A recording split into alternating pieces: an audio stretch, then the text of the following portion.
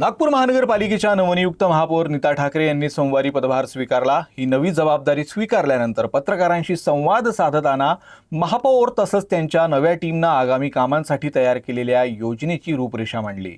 महापौर नीता ठाकरे यांनी शिक्षण, आरोग्य, पर्यावरण तसंच महिलांशी संबंधित विषयांवर प्राधान्यानं काम केलं जाईल असा विश्वास व्यक्त केला। हे शहराचा विकास करताना कुठल्याही प्रकारची चिंता करायची नाही।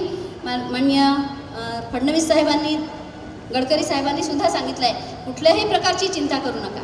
जे हवे ते शहरातील नागरिकांच्या सुविधेसाठी जे हवे ते चांगले निर्णय घ्या आणि निश्चितपणे आम्ही तुमच्या पाठीशी आहोत। त्याच्यामुळे ते खरं असलं तरी सुद्धा कुठल्याही प्रकारे कमी बजेट आपल्याला राहणार नाही या गोष्टीची खात्री आहे।